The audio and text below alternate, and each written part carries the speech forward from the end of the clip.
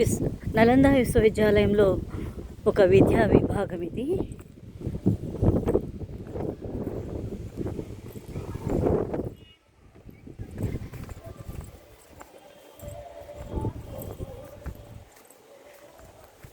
విద్యార్థులు నివసించడానికి నిర్మించిన గదులు.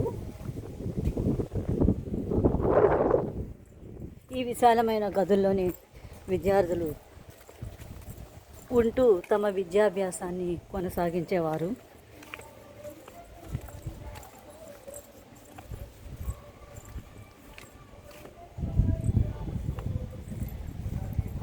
ఇక్కడే వారి విద్యార్థుల విద్యాభ్యాసం కొనసాగుతుండేది.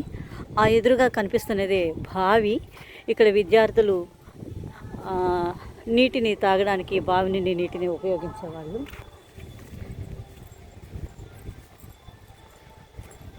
ఇవన్నీ వరుసగా చతురస్రాకారంలో నిర్మించబడిన విద్యార్థుల యొక్క గదులు.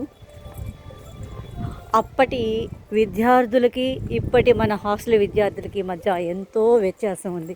అంటే దాదాపు 1500 సంవత్సరాల వ్యత్యాసం ఉంది.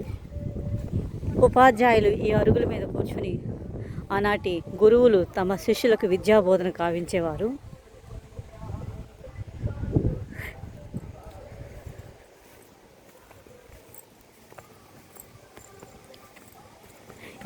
ఇంత విశాలమైన ఈ విద్యాలయము బహు సుందరంగా ఉంది.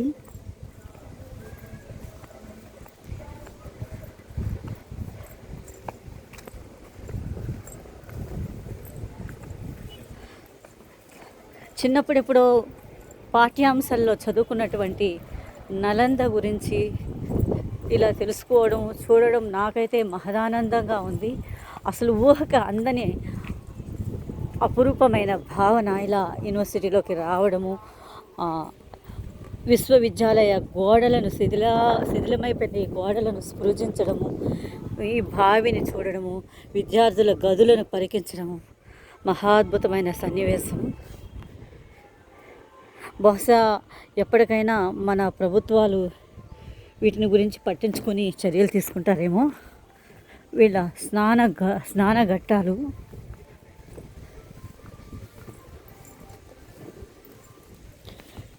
అండర్ గ్రౌండ్ డ్రైనేజీ సిస్టమ్ కూడా చాలా అద్భుతంగా ఉంది ఇక్కడ.